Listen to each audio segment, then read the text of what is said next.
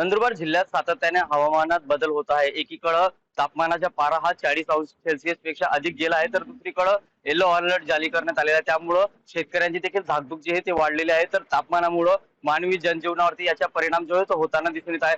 सकाळच्या सत्रातच रस्ते जे आहे ते निमनुष्य झाल्यासारखी परिस्थिती जी आहे ती उद्भवताना दिसून येत आहे। नंदुरबार शहरातील हा नेहमी गजबजलेला परिसर असतो, मात्र तापमानामुळे या ठिकाणी नागरिकांची गर्दी जी आहे ती कमी प्रमाणावरती दिसून येत आहे। तर दुसरीकडे हवामान खात्याकडनं नंदुरबार जिल्ह्यासाठी येणार 4 दिवसासाठी येलो अलर्ट जारी केलेला आहे। त्यामुळं वादळ वाऱ्यासह अवकाळी पावसाची शक्यता देखील वर्तवण्यात आलेली आहे। सध्या नंदुरबार जिल्ह्यामध्ये जवळपास पिकं जे आहे ते पूर्णतः कापणी झालेली आहेत, मात्र साठवणूक करून ठेवलेल्या पिकांना याचा फटका जो आहे तो बसण्याची देखील शक्यता जी आहे ती वर्तवली जात आहे। एकीकडे नंदुरबार जिल्ह्यात आजचे तापमान 41 अंश सेल्सिअस पर्यंत पोहोचलेलं आहे, तर पुढच्या आठवड्यामध्ये जवळपास 47 अंश सेल्सिअस पेक्षा अधिक राहणार असल्याचा अंदाज जो आहे तो हवामान खात्याकडनं वर्तवण्यात येत आहे। त्यामुळं ज्या पद्धतीने सूर्य आग उगवत आहे त्या पद्धतीमुळं नागरिकांवरती याचा परिणाम जो आहे तो होताना दिसून येत आहे। तर दुसरीकडे येलो अलर्ट जारी केल्यामुळं नंदुरबार जिल्ह्याचे जे हवामान जे आहे ते एक वेगळ्या पद्धतीने बदलत असल्याचं दिसून येत आहे।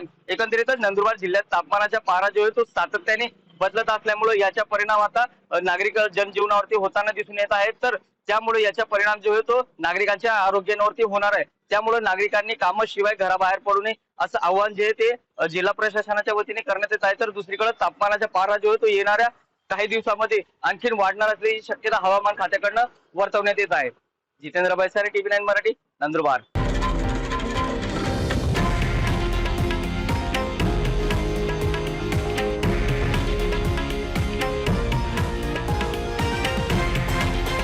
हे आहे देशातील नंबर 1 न्यूज नेटवर्क आणि आपण पाहत आहात TV9 मराठी, एकमेव।